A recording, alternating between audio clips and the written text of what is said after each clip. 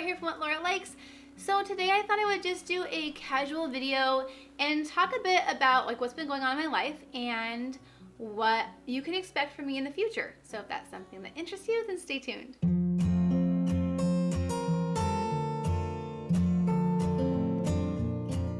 Hey guys, Laura here from What Laura Likes. If you're new, welcome. I hope you stick around and subscribe. And either way, make sure you give this video a thumbs up if you like it so that other people can find this video as well. Now, let's see. I have been going through a lot of personal growth stuff lately. I have been dealing with some anxiety and panic attacks. I have been dealing with boundary issues and working through those. And I've also been working with Kat, who is flylady Kat, to get routines and things in place in my home so that I can really live out my vocation well and prioritize things in the right order. So with all that said, I've had to step back from social media and step back from YouTube a bit so that I had space in my life for other things and also just to kind of figure out who Laura is and what I like and if there, I love Catholicism and I could study Catholicism forever, and that definitely is not only part of my salvation walk, running the race, but also, it really interests me. But that's not all that I am. I also like to do things with my hands, and so I've crocheted before, I cross stitch, and I'm teaching myself how to knit now, and so it's been this really good journey. But something that has actually required me to kind of step back and slow YouTube down a bit. So first of all, I want you to know that I read every comment, every email, every message that you send me. And so if I'm not able to get back to you right away, or perhaps at all, I just want you to know that I really do love each and every one of you. I keep you in my prayers, and I'm just so thankful for you. And you guys have blessed my life in ways that you don't even know. And I love that God is using me this way. He's definitely telling me that I can't stop even if I wanted to. So I will be doing this, I have a feeling, for a very long time.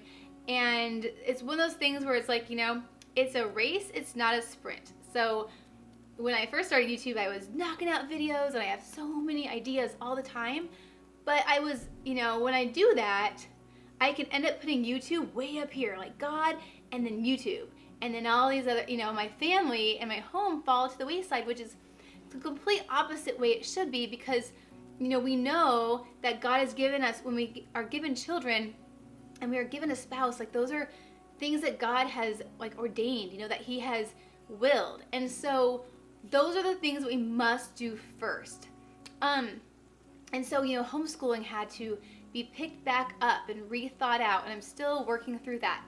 I want to tell you a story from one of the boundaries talk that I listened to, which, by the way, if you have any kind of issue, either you yourself are breaking boundaries, or you have kind of rough boundaries with other people in your life, or you've never even thought about what boundaries are, I really do suggest the book Boundaries. It's very evangelical, so when they talk about confession, they talk about confessing to one another like this. And so obviously when you read it, you have to put your Catholic filter on, but the content itself is really good. So one of the YouTube talks I listened to by the authors, who are Dr. Henry Cloud and then Dr. Townsend, I think, talked about this story of this man who was called to be a mentor, and he was really good at it. And when we find a gift that God has given us, we want to run with it. We want, and we're so excited when we get positive feedback, when we're working for God, and we're yes, this is amazing. And that's what he did. He was taking on anyone who asked to be a mentor, a mentee, because he was just so excited that he was doing this good work and he was helping these people. But his wife and family were like, hello, I'm still here. What about us? So one day he was in the car after dinner with this man and his wife, and they had gone out to dinner. I said that already. And he asked him, he goes, you know what? I think that you'd be an amazing mentor in my life. Will you mentor me? And the man looked at him and said, I'm really sorry, but I can't. And the man giving the talk said, just think about how his wife felt in that moment. That here she was being validated, that here she was right in front of her husband saying, you know what? I choose you over this man that I could help, right? And it's a hard choice. I don't know if anyone else is feeling called to, you know, maybe do something in the pro-life movement, or called to do YouTube, or called to do a street evangelization or something. And it's all good stuff. But just as the man in the story, it can also be a tool for the devil to take us away from our vocation. And that's where we have to be really careful. That's where I've had to be really careful. I've been doing YouTube for almost 2 years, and I absolutely love it.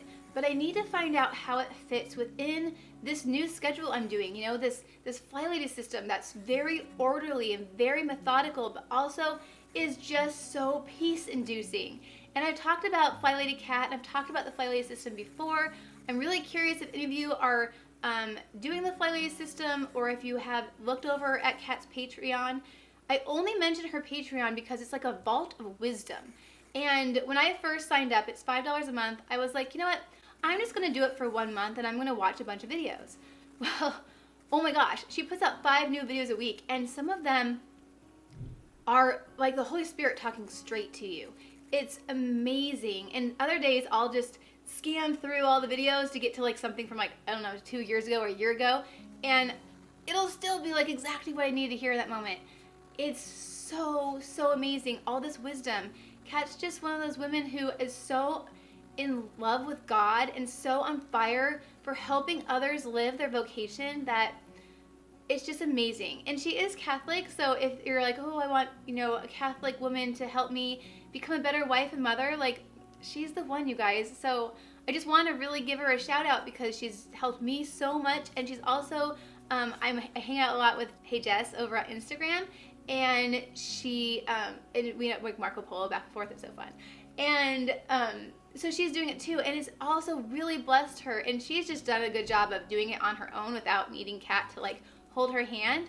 I needed a Kat to hold my hand, and so Kat's like mentoring me personally, and it's amazing. And if you're curious on how that works, then you can privately message me or reach out through email or some other mode of communication with me, and I will get you connected with her. But it has just been such a blessing. So I really wanted to share that. I have so many ideas. I would love to do a new morning routine, a new evening routine. Like, I would love to do like a whole flylady system. But I also have, you know, Catholic content I want to do. I think for Valentine's Day, that's my 2-year anniversary on YouTube. I think I'm going to do a video on like why I love being a Catholic YouTuber, because it's been such a blessing. And like I said, you guys, it is a race. It is a slow race. It is not a sprint. There are other types of YouTubers who come out of the gamut and they are just at 100,000 subscribers really fast.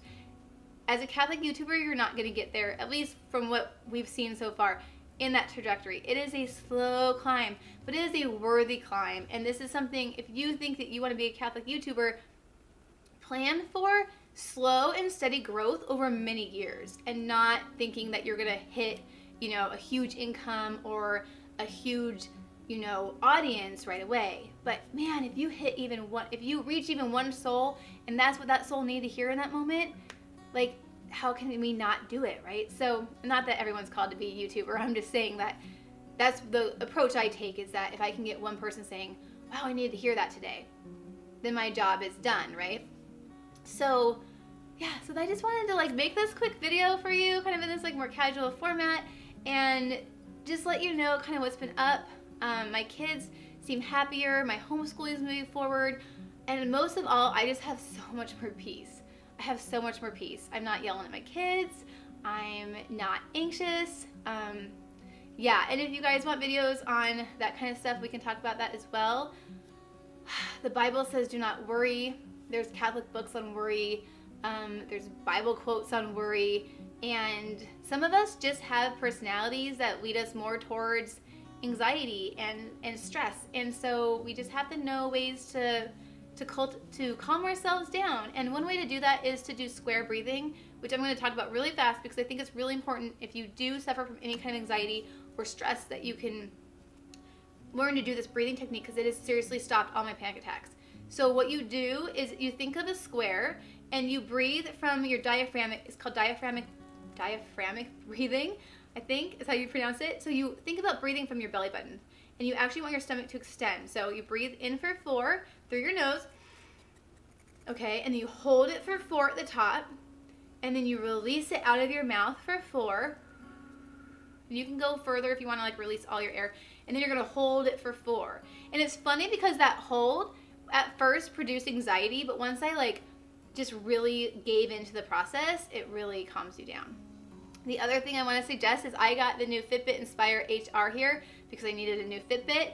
But one of the things, because activity level is really important when you have anxiety, but also with the heart rate monitor, I find that in moments where I feel anxious, I can check my heart rate immediately, and I'm like, either it is fast and I need to know to like settle down, but most of the time it's actually not high and it's all mental. So I find that really relieving because I'm like, okay, I'm okay, because sometimes anxiety can just be about like our state, you know? And one thing Kat told me recently was so wise, was like, we go when we go, right? When God calls us home, he calls us home. And we shouldn't be afraid of death, memento mori. But some of us can have anxiety about health on the way home, right? And so it was really peace-inducing to be like, you know what? It doesn't really matter if I eat the hot dog for dinner because, you know, when God calls me home, he's going to call me home. People can be really, really unhealthy and live to be 100, and they can be really, really healthy and die at 30. So I just thought that was really peace-inducing again when it comes to like food. I think we should be healthy. We want to feel good. We want to give our body nutrition, but we don't want to do it at the sake of losing our peace.